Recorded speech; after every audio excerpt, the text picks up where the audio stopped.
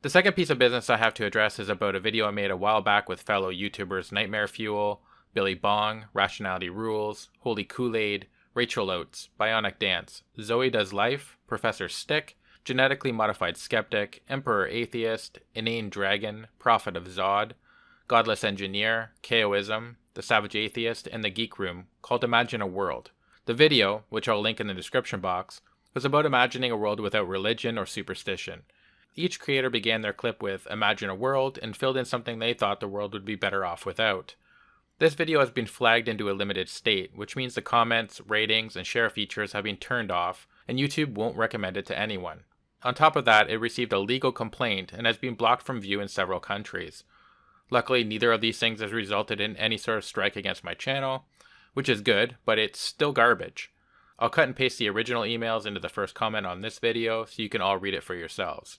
However, as far as I can tell, the video doesn't break any of YouTube's guidelines, doesn't contain any swearing, and I can't imagine how anyone could see it as hate speech.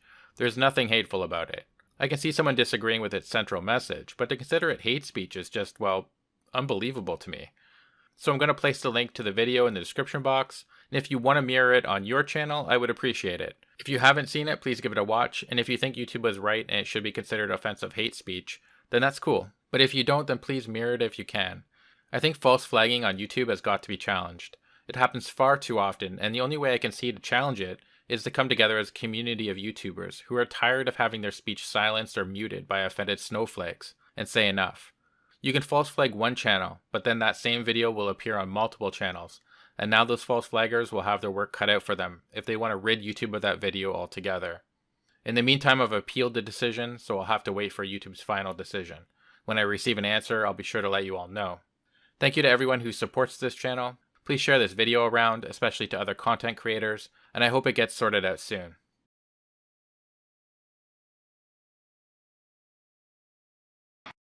Religion in US worth more than Google and Apple combined. Huh, that's crazy. That's just in the US. Imagine how much it would be worldwide. Faith economy worth $1.2 trillion a year. More than combined revenues of 10 biggest tech firms in America, study shows. Religion in the United States is worth $1.2 trillion a year, making it equivalent to the 15th largest national economy in the world, according to a study. The faith economy has a higher value than the combined revenues of the top 10 technology companies in the US, including Apple, Amazon, and Google, says the analysis from Georgetown University in Washington, D.C. Imagine a world where that money went towards humanitarian aid or medical research. Wouldn't that be something? Imagine a world. Imagine a world. Imagine a world. Imagine a world.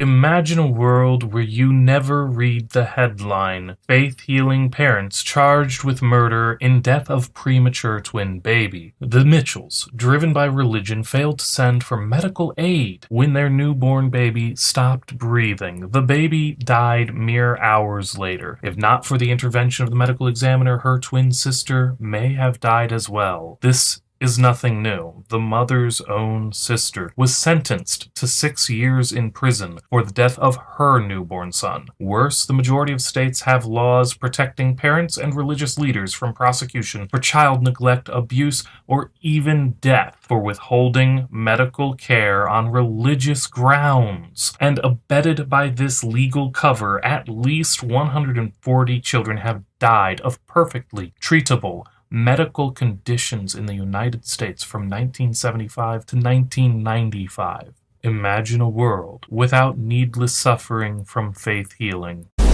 Imagine a world where the bigots had to admit that their gay hatred is their own idea, where they can't say it's not them, it's just their God's commands. Imagine a world with no religious arguments against gay marriage, where nobody was stoned or beheaded just for being queer. Imagine a world where nobody had to be ashamed to reveal their true self. Imagine a world with no religion. Imagine a world without religious wars, without violent acts of terrorism rooted in brainwashed indoctrination, where we unite to build a world worth living in rather than suicide bombing a crowd to escape it. Imagine a world in which people didn't claim jurisdiction over the experience of others based on what they've taken on faith. Imagine a world where L. Ron Hubbard, the founder of Scientology, would have never been born. Therefore, we would have never been introduced to such a stupid, illogical, dumb belief system. But instead, this religion today is worth over $1.75 billion. This money, if L. Ron Hubbard would have never been born, could have easily went into scientific endeavor for kids, for school, for reasoning, philosophy, and logic. But too bad. That would be a good world to imagine. Imagine a world where nothing said or written was taken on the authority of the speaker or writer, where every claim was accepted only proportionally to the supporting evidence, where such evidence and the interpretation was continually challenged and therefore improved, where the support for the claims was not only readily available to everyone, it was frequently accessed by everyone. When I imagine a world without religion, I don't necessarily imagine a perfectly peaceful world. What I do imagine, however, is a world where we aren't living in a reality where people are killing over their imaginary friends every single day. I don't imagine a world where people would always have reasonable discussions despite a difference in ideas. But what I do imagine is a world where people aren't scared for their lives when they criticize or discuss others' ideas. A world where we don't make excuses for extremists because someone offended their religion. Imagine a world without organized religion, particularly Islam. A world where freedom of ideas doesn't mean a risk to human lives every single day. Imagine a world without hijab, where you can see the wind blow through an Iranian girl's luscious, beautiful hair. Or at least imagine a world without niqab, where you can brush your hand across her smooth skin on her face. Or at least imagine a world without burqa, so at the very least, you can see her eyes. Or better yet, how about imagine a world without Islam? Imagine a world where no one spends precious time and money on treatments of disease which are not evidence-based. Countless lives are lost every year because people fall victim to pseudoscientific practices that just simply don't work. Often, these practices are based on beliefs involving the supernatural.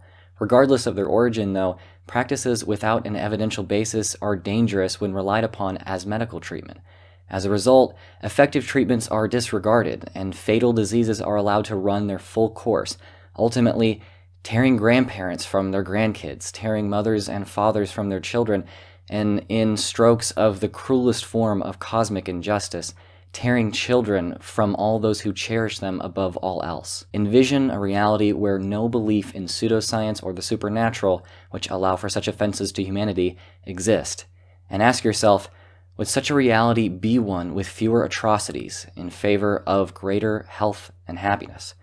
In doing this, you take the first step in making that reality our very own. Imagine a world where people gave serious thought to questions of why we love, why we feel wonder and awe, and why we consider some actions moral and others immoral. Where we continue to plumb the depths of these mysteries, using what we learn to make ourselves and society better, instead of just deciding they're all inevitably spiritual concepts that had to come from God. Oh, and where nobody claims there can't possibly be secular answers to these questions just because they themselves chose to stop thinking about them. Imagine a world that wasn't saturated by mainstream religion. Religious messages have been so normalized, people will take on very baggage-heavy labels as a default. Out of peer pressure, it's what's expected of them to do, even if they don't truly believe. And thus, undue reverence is given to ideas that are as equally absurd as any other mythology we have left far behind us. This normalizing of religion is the stagnation in society. And this prevents an honest, critical dialogue from actually happening. Imagine we could strip all of the emotion out of these arguments, all of the heritage, all of the baggage, and debate the ideas based solely on their merit. We would have won already. Imagine a world in which people didn't pretend to know things that they can't possibly know. Imagine a world without religious moral authorities. When faced with an action that conflicts with our conscience, we tend to rationalize it to avoid the mental conflict between doing something bad and being a decent person, one way being to project the responsibility onto an authority. If there were no morally authoritative religions in the world, then people wouldn't have the option to shunt responsibility onto an intangible, infallible, unchallengeable moral authority. Knowingly harmful actions, in terms of prejudicial or even violent acts, couldn't be excused by obeying the will of God. Of course, this isn't applicable to all religions nor all religious people, and of course there'd still be harmful acts and human authorities to appeal to, but no human authority is intangible, and any would be infinitely less infallible and unchallengeable than the moral commandments that are held with conviction to be the decree of God. Imagine a world where religious reverence isn't used as a shield for pedophiles, so that they can be recirculated into finding new victims in new areas. Imagine a world where children aren't scared of eternal damnation in hell, just for being themselves. They can go out, be free, love who they want to, and not have to worry about burning forever in a lake of fire. Imagine in a world where religion didn't teach that prayer or communicating with God would fix all of the world's problems. For example, after a natural disaster such as the recent hurricanes, people would potentially donate more money instead of gathering for prayer. Let's stick to what we know actually helps, instead of communicating to a God we can't prove is there and who supposedly created the hurricane to begin with. Imagine a world where morals and rules aren't dictated by ancient texts, but are allowed to develop and evolve as society changes.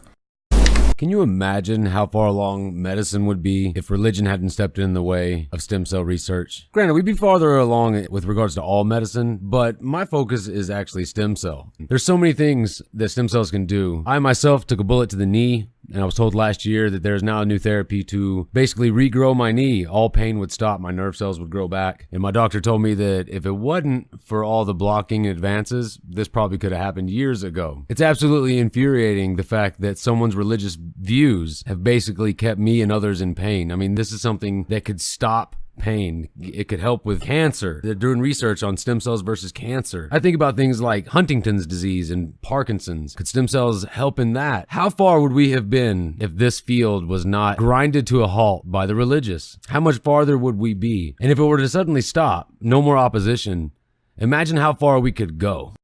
Imagine a world without honor killing, where gays don't fear for their lives and where women everywhere are given equal respect and an equal voice and are treated like human beings rather than assimilating faceless into an ocean of silent black trash bags.